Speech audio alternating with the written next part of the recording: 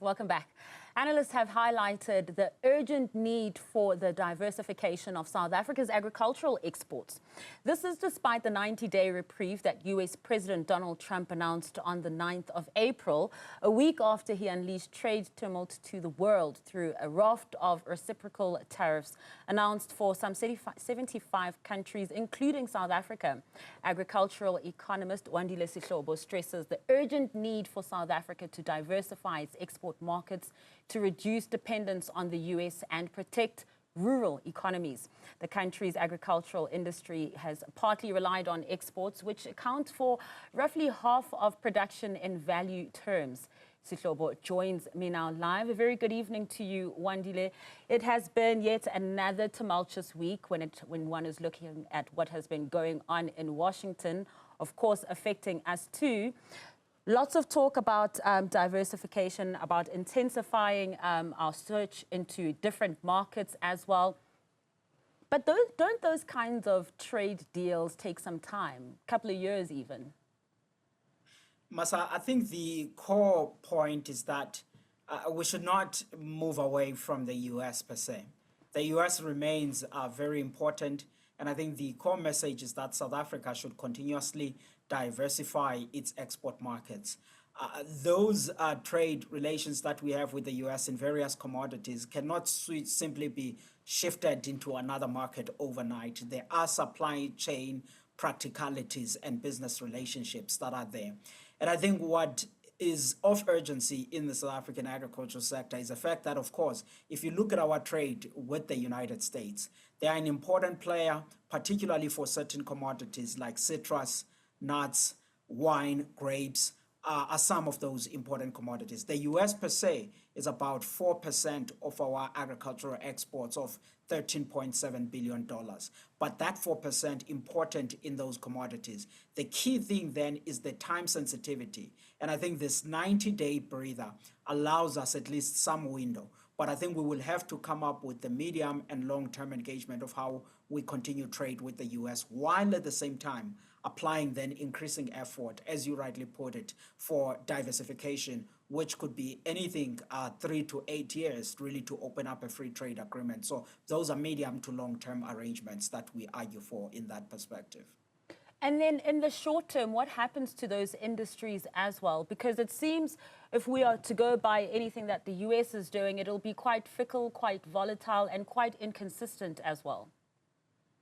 I mean, look, I think everybody has accepted, Masa, that right now, uncertainty is something that we will have to deal with, regardless of where you are in the world.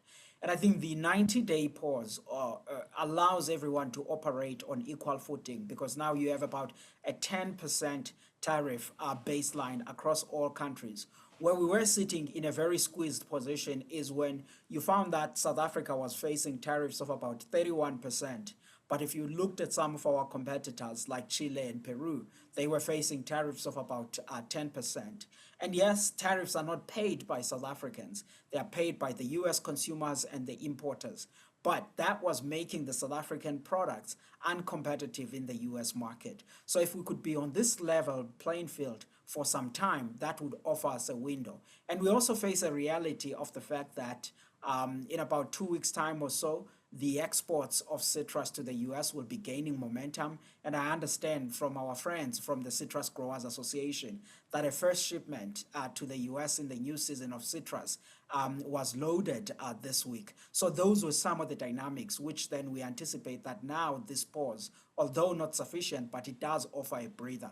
But we must continue to see what's the sustainable way that can be done with the US. And Wandile, during this 90-day pause, who should South Africa be talking to? I mean, I think the conversations now is, of course, the South African authorities, trade and industry and competition, those that are at DERCO, interacting with various industries. Agriculture is just one of those. There are some in the auto, in the mining, and the others, engaging with the US counterparts. And I think the point here, Masa, was already made clear. If you read carefully the statement, joint statements by both Minister Pakstow as well as Minister Ronald Lamola issued last week, it had two important points in that statement. The first one was that they want continuous engagement with the US, and in the long run, a free trade agreement is something that South Africa is looking at. And that point is consistent with what the presidency had issued earlier last week. The second point that they stressed was of diversification. But I think what's important for South Africans is appreciation of the fact that we can't just switch from the US and go to other markets. And also, the US should not be neglected, but rather we should be finding that sustainable way. And I think, to your point then, who should we be talking to? The South African authorities with the US authorities, with the end goal of a free trade agreement at some point. But in the medium term, the core question is about how do we continue commerce under the current terms. And I think the 10% is at least palatable to many in the current environment, rather than the 31% duties that we were facing. So, Wandile, one knows that, of course, the President of the United States, Donald Trump, has a very hostile relationship with South Africa and its current government right now. After this 90 days, and we're saying that we should not move away from the US, but the US, particularly in the form of its president, has really snubbed South Africa on many, many fronts, from the G20 to, of course, being included in these countries that are going to be receiving these whopping tariffs as well. After this 90-day reprieve, after the battle between itself and China has subsided a bit, does that still leave South Africa on a back foot? Because as it stands, our delegation has not been able to have successful and fruitful conversations with the US. Masa, I wouldn't categorize the conversation as unfruitful at this point, although I would acknowledge that there are difficulties and perhaps maybe points of misinterpretation between what the US administration has communicated about South Africa. From the land aspect, where they misinterpret what is going on in this country. And I mean, all of us are clear on the fact that property rights are strong in South Africa. There are no land grabs by the government, and the country is stable in as far as that is concerned. But I do think that this then, after this period, and any engagements that will happen will have to address all of those aspects that have been points of misunderstanding. Either it's land policy, either it's some of the aspects that came out on those executive orders with specific to South Africa. That offers room for engagement on those things. The current difficulties, they are there, but I wouldn't interpret them as an aspect of saying, therefore, we should shut doors to the US and go and talk to other people, because they are an important partner, an important trading partner to South Africa. And I think this is a view that we hold at Actors. Many businesses hold it, but also even the South African government. Both of these statements that are referred to, from the presidency to the DTIC and DECO, they've been consistent on one thing of saying there needs to be finding each other amongst the US. And I think this period of a window then offers for those engagements. And of course, difficulties will be there, but our very hope is that this will lead us to something that will be fruitful ultimately. You made a mention there of an example at the citrus industry this week as well, but also what happens with what's been going on with the wine, grapes and nuts industry too. If you could briefly explain there and those exports that we do tend to the US. Look, in addition to citrus, you are right, Masa, some of the important products that we send to the US is, of course, the grapes.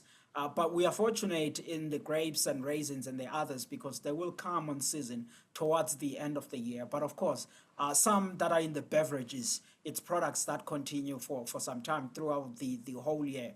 They too are facing similar challenges in terms of the duties. Now we are under this 10% duty.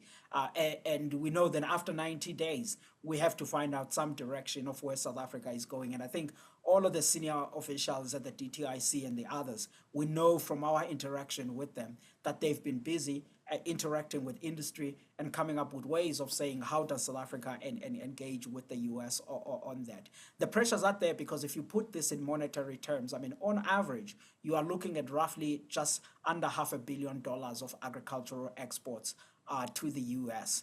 So we have to figure out a way of how does South Africa still competitively engage with the US over time. And I think one of those provinces, if you were to look at these regionally, yes, the Western Cape is one that is largest exposed. Mpumalanga is the other because you do have also the nuts that are in Mpumalanga. And of course, Eastern Cape and the others gets to be all of those provinces, which is why this thing, while US look as 4% of overall agricultural exports, but it's super important for certain industries and certain regions of our country. And just finally, Wandile, will these effects be felt later on in the year, or is it one of those things that will take some time or immediate?